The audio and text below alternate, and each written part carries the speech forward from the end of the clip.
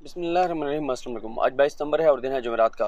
इस वक्त मैं इस्लामाबाद हाई कोर्ट की तरफ जा रहा हूँ जहाँ इमरान खान साहब ने अभी पेश होना है। तो इन्हें अदालत केस में उस पर तो बात करेंगे जब ये समाअत मुकम्मल होगी। लेकिन आज सुप्रीम कोर्ट ऑफ पाकिस्तान में आज सुबह बहुत आम केस की समाअत की तहरीक इंसाफ के 123 अरकान ने जो इस्तीफ़े दिए थे, जो इस्तीफ़े डिप्टी स्पीकर कासिम सूरी साहब ने बतौर कायम मकाम स्पीकर मंजूर किए थे, और उसके बाद फिर जब रजीम चेंज हुई, नई हुकूमत आई और जो राजा परवेज़ अशरफ हैं जो वो स्पीकर बने, तो उन्होंने आके उसका दोबारा प्रोसेस स्टार्ट किया। उन्होंने कहा कि वो इस्तीफ़े कानून के मुताबिक मंजूर नहीं किए गए थे, और उसके बाद उन्होंने ये किया कि उन्होंने 11 जो तहरीक इंसाफ के अरकान असम्बली हैं, उन्होंने वैसे सबको जो है वो बुलाया था कि वो आएँ और तस्दीक करें, लेकिन जब नहीं गया कोई, उन्होंने 11 इस्तीफ़े जो हैं वो मंजूर कर लिए। और 11 में से 2 मखसूस नशिस्तों वाले थे, 9 जो MNAs जो लड़ कर आए थे, इलेक्शन लड़ कर आए थे वो थे। वहाँ पे फिर ज़िमनी इंतखाबात कॉल हो गए।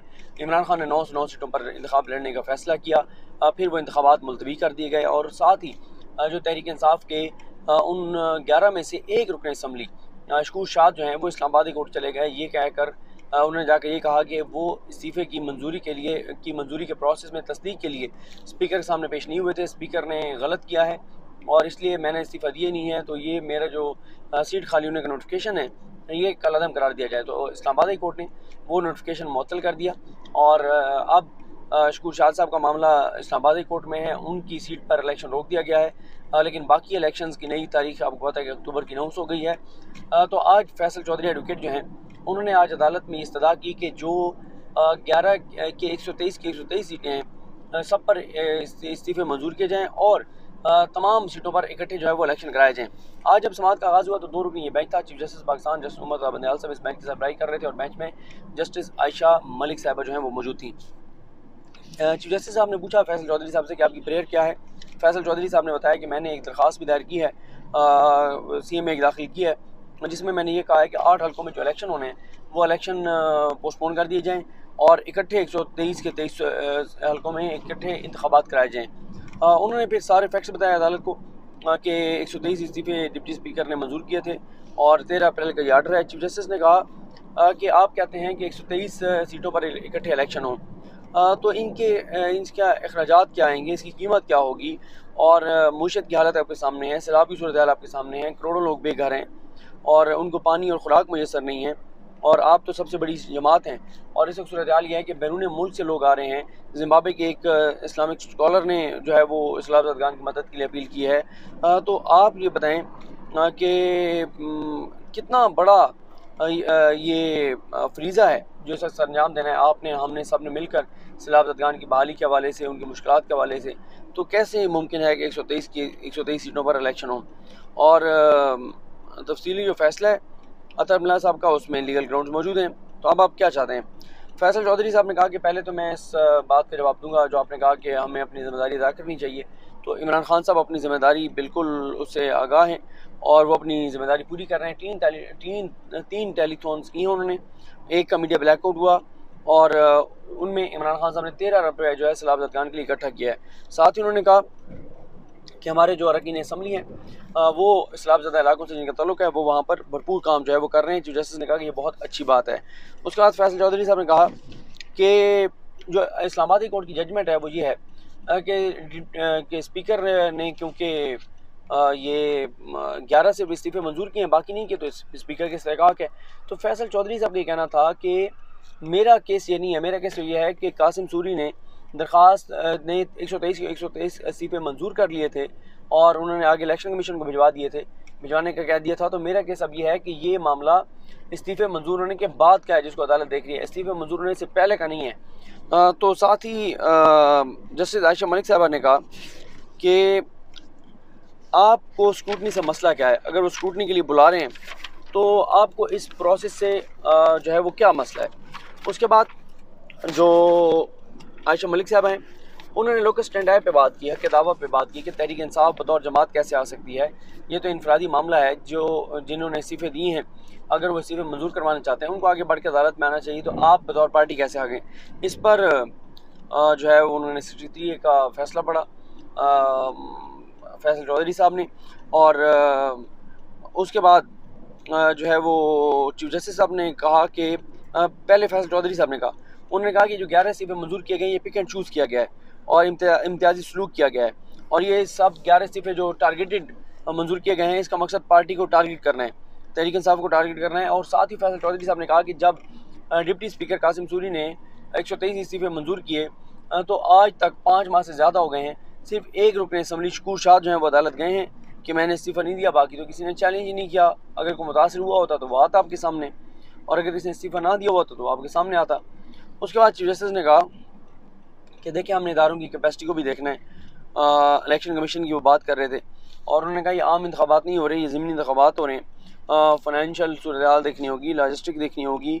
और फिर यहाँ पर वो आम बात शुरू हुई जो जिसको बहुत ज़्यादा कहा जा रहा है, और उस पर भी पता चल जाएगा कि तहरीक इंसाफ क्या उस पर रिस्पॉन्ड करती है कि चीफ जस्टिस पाकिस्तान ने जी पार्लियामेंट में जाने का मशवरा दिया। जो चीज़ें सारी सामने आ रही हैं उसमें ये हुआ कि चीफ जस्टिस पाकिस्तान ने फैसल चौधरी साहब जो तहरीक इंसाफ के वकील हैं उनसे मुखातिब होते हुए कहा कि आपका पहला फ़र्ज़ पार्लियामेंट में शामिल होना है, हाँ आपको पार्लियामेंट में अपना किरदार अदा करना चाहिए। आपको लोगों ने 5 साल के लिए मुंतखब किया है, आप अमीन हैं, आप ट्रस्टी हैं, हम अपने फैसलों में लिख चुके हैं कि आप ट्रस्टी हैं।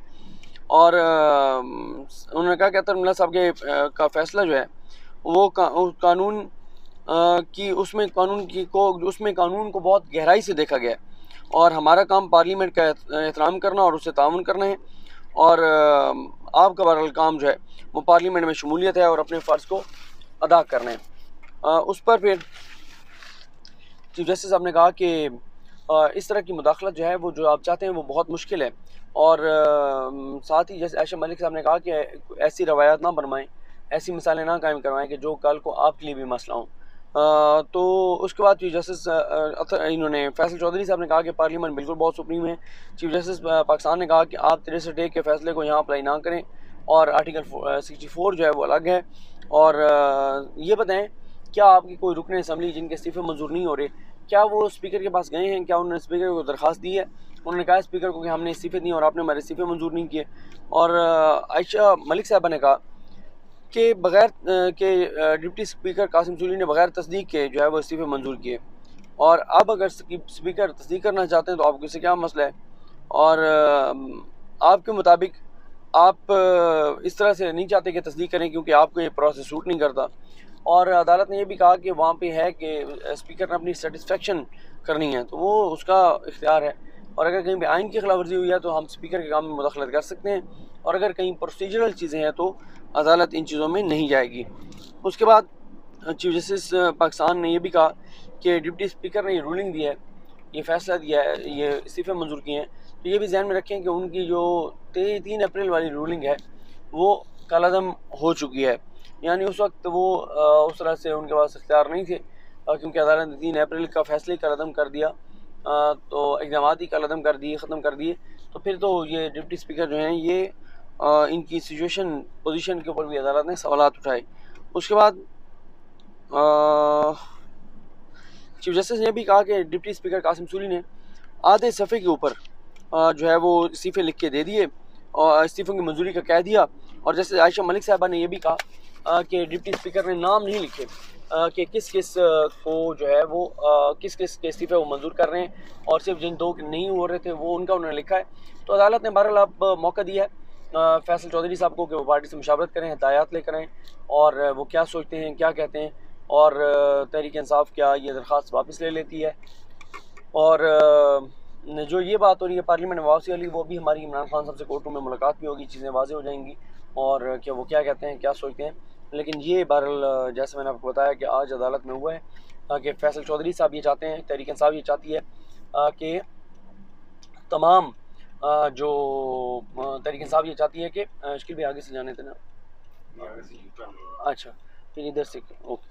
तो तहरीक इंसाफ ये चाहती है कि 123 की 23 सीटों पर के ऊपर इलेक्शन हो, आप तो 122 हो जाएंगे क्योंकि शकूर शाह का जो है वो इस्तीफ़े का मामला जो है उस पर इस्लामाबाद हाई कोर्ट ने स्टे दे दिया है।